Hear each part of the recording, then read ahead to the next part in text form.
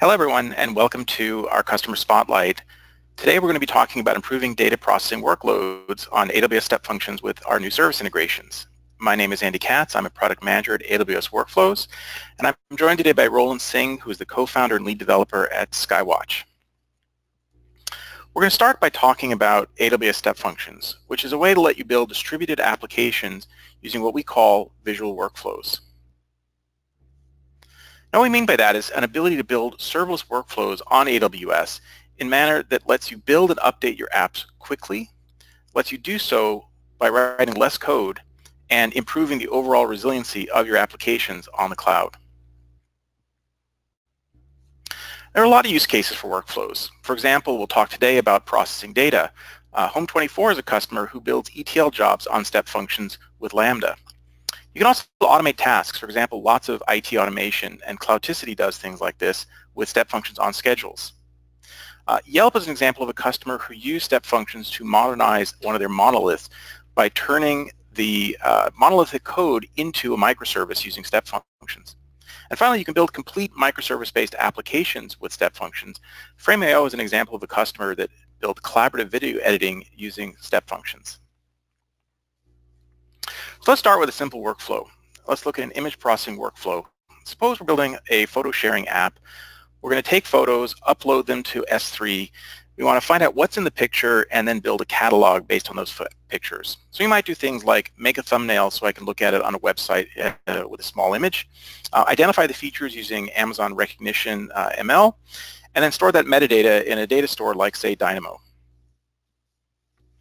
I can build this faster on AWS using fully managed services, things like S3 for storage, Amazon Recognition for ML, finding what the features are of the photograph, store that metadata in Dynamo, make thumbnails with AWS Lambda, and send notifications when the photos are ready for viewing with Amazon Simple Notification Services. But these are all networked services. So how do you build a workflow in a distributed environment with services like these? Well, you must have a bunch of things to coordinate them. You want to be able to scale. That's part of the reason you're building in the cloud. You don't want to lose track of state. Where am I in that workflow? You'd like an easy way to deal with errors and timeouts. Ultimately, you want this to be easy to build and operate. You don't want to add additional overhead to your work. And you want this to be auditable. So when things do go wrong, you can very quickly troubleshoot and find out what's happened. And that's why we have AWS Step Functions, to make this easy and make it easy to coordinate components of distributed applications with visual workflows. Now, what do we mean by that? First, your workflows are defined in JSON declaratively. So it's steps of do this, then this, then this. By describing your workflow in JSON, you can actually visualize it in the Step Functions console. What you see in the middle here is a graph generated by the JSON on the left. And that graph has two purposes. First, you can use that to share with your non-technical stakeholders to say, do I have the right workflow that you were looking for, and get feedback very quickly. Customers like Coca-Cola have used this successfully with their non-technical stakeholders. Also, when you're running your application, you can use this graph to monitor your executions, as you see on the right. As your workflows progress, states that succeed turn green, states that are work in progress are blue, and if something goes wrong, that state turns red. So by inspection, you can find out exactly where things went wrong and diagnose and debug faster. So what kind of tasks can you do with Step Functions? Does this look like you? You want to retry failed tasks, you want to sequence tasks, you want to build try-catch-finally patterns, you want to select tasks based on data, or you want to run tasks in parallel. These are the kinds of things you can build into your workflows using Step Functions. So we're going to descend very quickly into some details about Step Functions, but if you're new to Step Functions, here's a couple of resources to get you started quickly. We have a 10-minute tutorial online that'll let you build your first serverless workflow with a Lambda function, and we have many more talks, webinars, blogs, reference architecture that you can look at on our resources page. So these are good things to look at either during this webinar or after if you're new to Step Functions. So we're going to come back to that workflow we talked about, this photo sharing app. We're uploading images, finding out what's in them, and making thumbnails and building a catalog. The workflow you see on the right is an actual Step Functions workflow that does this. So we have the ability to extract the image metadata, check if it's the right kind of image, store that information in Dynamo, look it up in Amazon Recognition, and in parallel make a thumbnail. State machine can be described as a series of the types of steps we do. We have tasks that do work, we have choice states that give you branching logic, we have parallel states that let you set up branches to work in parallel. We can look at it another way, which is say, which services are we calling? So for example, we're extracting the image metadata with an AWS Lambda function. We're storing the metadata, let's say, in DynamoDB. And if it's the wrong image type, we can send a message off on Amazon SNS. Step Functions has service integrations for multiple AWS services as resource types for tasks to make it easier and quicker to assemble your workflows. So Step Functions invokes these tasks and will pause until the task completes. You can do this with compute services like AWS Lambda, Amazon ECS, AWS Fargate, and AWS Batch. You can integrate with messaging services like SQS and SNS, or you can store things in Dynamo and retrieve things from Dynamo. You can also call Amazon SageMaker to do machine learning jobs or trigger ETL jobs running on AWS Glue. And all these things are done code-free. So let's take a look at how that's done. So we'll start with a sample project. You can find this in the Step Functions console, navigating to sample projects, and we're going to look at the sample project called Manage a Container Task, the one that we have circled here. When you click Manage Container Task, we will give you the option to deploy a CloudFormation template that sets up this workflow and all resources it requires, and these are designed to stay in the free tier so long as your usage of these services is still in the free tier for the month you're working in them. Once you deploy that sample project, you'll see a workflow that looks something like this. It's going to run a task on Fargate. Fargate is a serverless container service. And when that completes, it's either going to send you a message on SNS notifying you of success, or it's going to send you a message saying that task failed. So 2 steps: run a task, send a message about the outcome. Now, how's that set up? The first step is run that Fargate task. In the JSON that configures your workflow, it looks something like this code snippet on the right. You specify a name. We're going to call this run Fargate task. We specify type. This is a task state. And we give it a resource. Now, if you look at that resource, that's specifying that we're going to call the run task command of the ECS API. The parameters block configures that API call. So what you see in orange are things like the launch type. We're going to put it on a Fargate cluster. We can specify which of our clusters we've configured, things like network configuration, and other elements of the parameter block. When it's done, we say, where do we go next? In this case, we go to notify success, or if we return an error, we can catch that error. In this case, we're going to catch all errors, and we'll go to a different branch, which is to notify of that failure. So this is how you configure running a container with a Step Functions task. Now, if we take a look at the notifications, we'll just look at the success notification. It's also a task state, but now the resource is different. In this case, we're calling SNS, and we're calling the publish API. And in this parameter block, we're now configuring the SNS publish API. The message we're going to send was that this Fargate task succeeded, and we specify the topic ARN that we want the message posted to. And in this case, end is true, meaning we're done with our workflow. Now, task states have inputs and outputs, and the input and output in Step Functions is also JSON. So input can be modified in 4 ways. The input can be filtered with input path. The output can also be filtered with output path. And going into the input of your state, you have a parameter block which lets you configure JSON as a mixture of paths and strings. And then when your task returns a result, you have a pointer with result path that lets you place the result either inside your previous input or appending to your existing input. So we'll take a look at the example of how we deal with paths and Step Functions. Step Functions uses JSONPath to select items. So if you have the JSON input on the right, say inventory of a bookstore, and we're interested in picking out the author of the first book, we can write a JSONPath string like you see here on the right for the input path, and the only information we passed to the task worker in this case is the name of the author, Nigel Reese. You can see more on how JSONPath works with Step Functions in our developer guide. Now, why is this important? Because this means you can also parameterize your tasks to get information at runtime. In this case, we could have chosen to configure our SNS notification to take the topic ARN at runtime. The snippet of JSON you see at the top calls out the topic ARN we want to use at runtime, and you could look at the notify success. I've now configured the task state topic ARN to pick off the topic ARN that I give at runtime. The suffix $sign on topic ARN lets Step Functions know that what I'm giving it next is a path and not a string, and now it evaluates that path against the input it's given, which will substitute topic RNA runtime with the actual RNA I give as input to my workflow execution.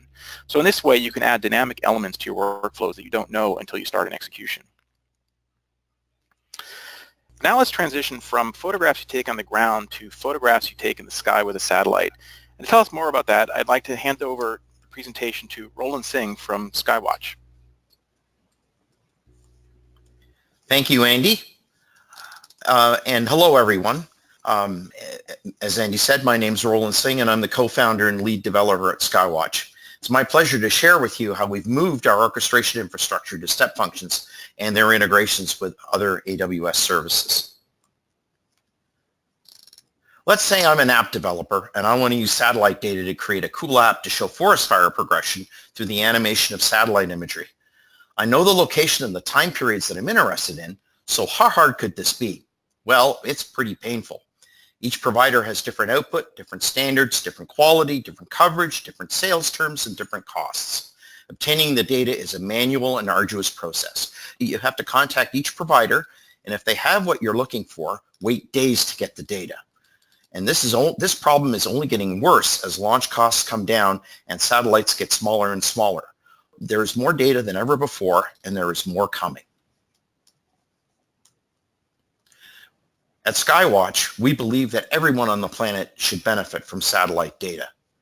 To help that happen, the barriers to obtaining this data must come down. So our solution is the SkyWatch Earth Cache platform. It's a simple, easy-to-use API, process data, clipped to your area of interest, delivered in minutes if it's in our archive. Consistent, and it has a consistent output format so that data from any satellite can be handled in the same way.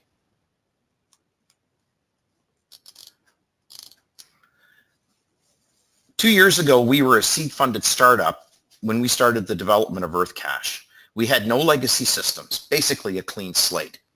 So we started down this journey by formulating our engineering principles, which guide us to this day. One, we have a microservices architecture so that black boxes can be fully independent and built on the best technology available. We build serverless unless excessively painful. It gives us significant savings on cost, architecture, and any subsystem refactoring. We always keep in mind upcoming serverless technologies like serverless Aurora or Fargate. Our engineers are given the freedom and autonomy to make their own decisions as to the best way to solve the problems within their microservices. And so once we establish a technique or a template, we add it to what we call our paved road.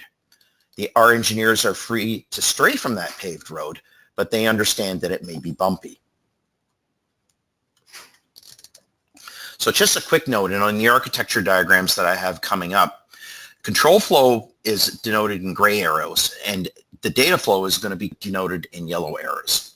So a year ago, this is what our paved road looked like. A request for a particular service would come in. It would be handled by a Lambda function that's a request handler, and the request would be placed in a DynamoDB stream. Then the service would be invoked by a DynamoDB stream's Lambda event handler, and then the service would be performed in a Lambda function.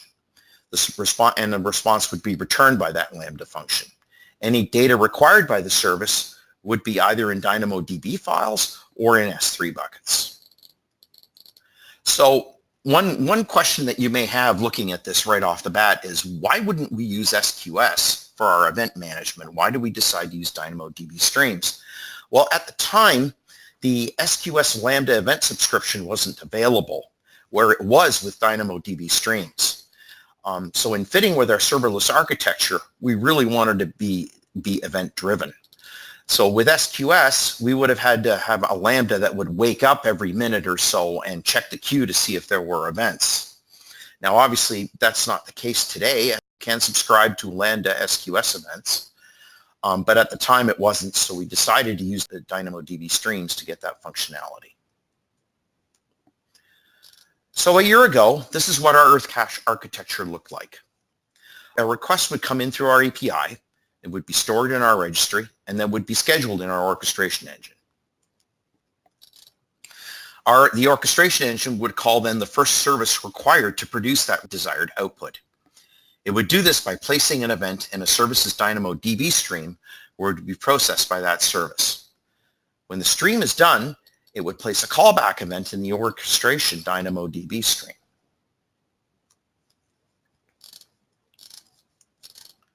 Once the callback is received by orchestration, it saves the state and calls the next service required.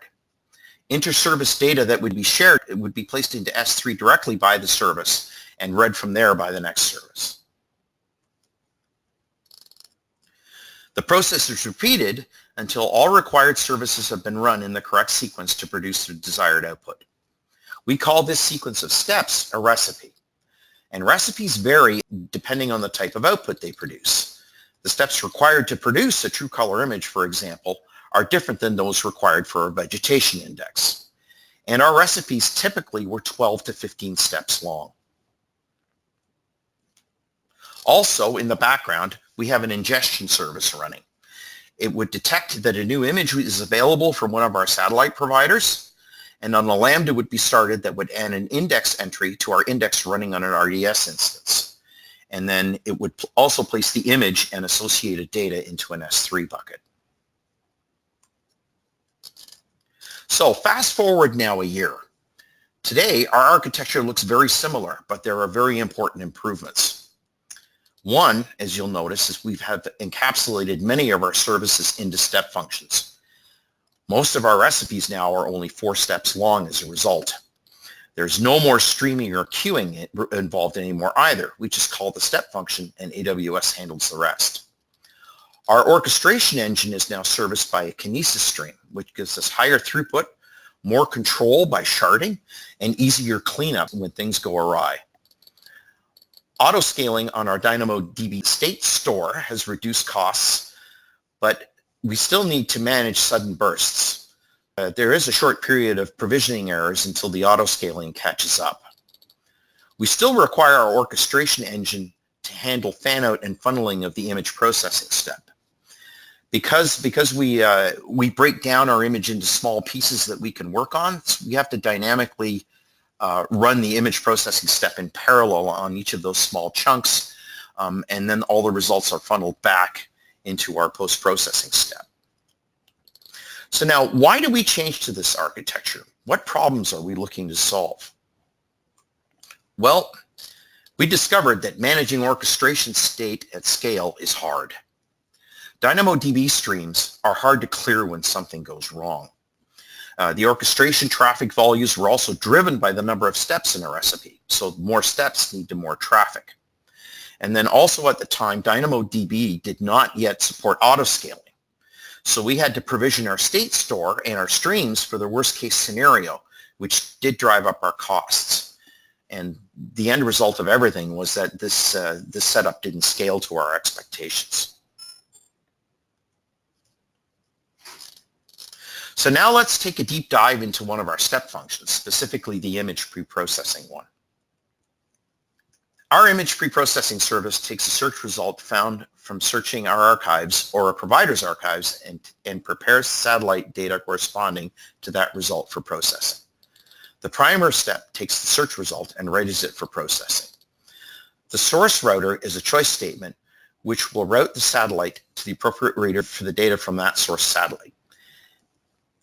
Each satellite on our platform has its own quirks in different formats. We need specialized code to handle the data for each satellite. As you can see, the readers for satellite B, C, and D can be handled by a Lambda function. So that Lambda is called and the satellite data is read into our processing flow. After the data is read, our orchestration service is called back and the step function is ended. But what about satellite A? Because this particular satellite provider requires satellite data to be ordered and received, we have encapsulated that processing into a separate step function. But wait, you can't nest step function calls. So let's take a closer look at the solution that we came up with to work around this limitation. We use activities to handle calls to nested step functions. We define the step as an activity, and we have the activity name as the same name as the step function to be called. So as a quick review, activities are designed to allow almost anything to be invoked inside a step function. And they work in the following way. I've got a little bit of a Python code snippet here that illustrates this. First of all, you define the activity, and you can do that in the Step Functions console. You add the activity to the step function using the activity ARN. Then you define an activity worker. What the worker does is it gets the activity task, does some work, and then either does a send task success or a send task failure back to the step function.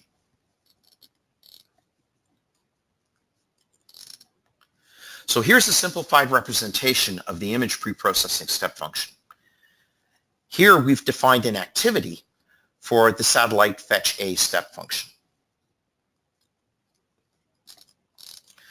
So each step in the image preprocessing step function adds an event to a Kinesis stream that we use only for managing our step function calls.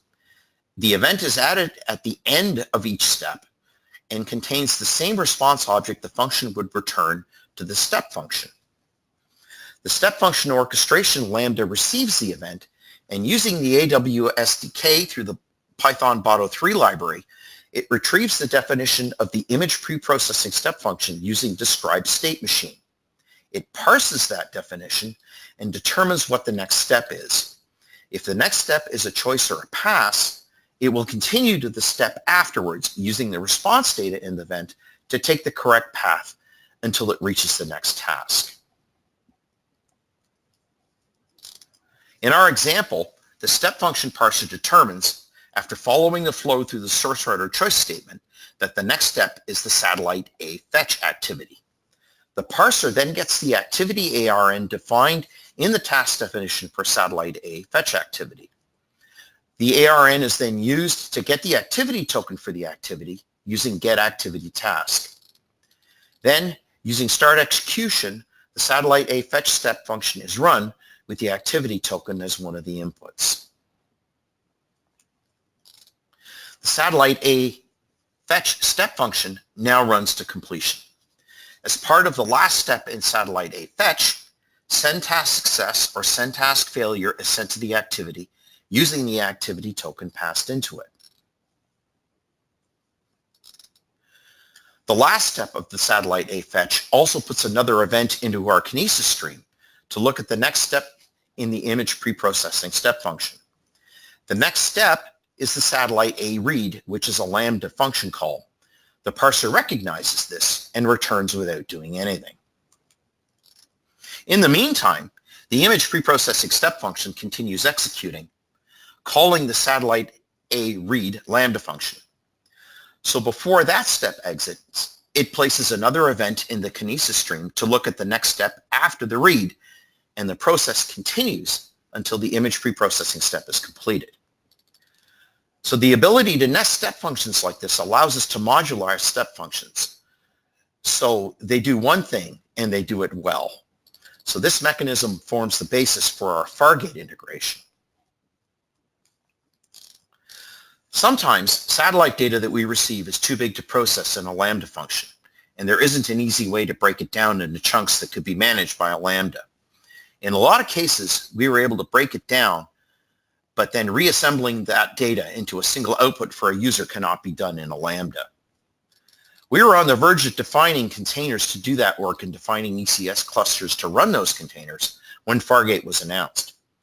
We immediately switched gears and started using the preview version to run our too big for Lambda processes. Our initial integration was orchestrated through a series of Lambda functions in a service that we whimsically call the Fargate Keeper. It uses SQS, SNS, and the Fargate interface through the AWS SDK to manage container health, container states, and running tasks. After the Fargate integration with step functions was announced, Fargate Keeper was refactored. Because of our ability to nest step function calls, it was an obvious choice to create a step function to run and manage those tasks, and then call that anywhere we needed the functionality. We use an exponential backoff to monitor the container response. If there's nothing after an hour, we fail the process. By encapsulating our Fargate integration into its own step function, it became easy for us to add new containers to perform different functions without disrupting the parent workflows. So the question now is, which do you use, Fargate or Lambda? Our goal is to use Lambda by default and Fargate only when necessary. And we do that determination based on the size of the data that we're processing. So we have many functions that are defined in Lambdas and in Fargate containers at the same time. In reality, however, we probably err on the side of calling Fargate too much. We do recognize that this is an iterative process, and as we execute our processes, we learn over time where the size cutoff really is, and we make adjustments. One thing we did learn going through this process is that you cannot treat Fargate like a bigger Lambda. There are much stricter limits as to how many tasks you can run concurrently, and they are much lower than the Lambda concurrency limits. Also, running Fargate tasks is generally more expensive than running Lambda functions. So the moral of the story here is that you should only really use Fargate when you really need it. So the benefits for moving into a much closer integration with step functions.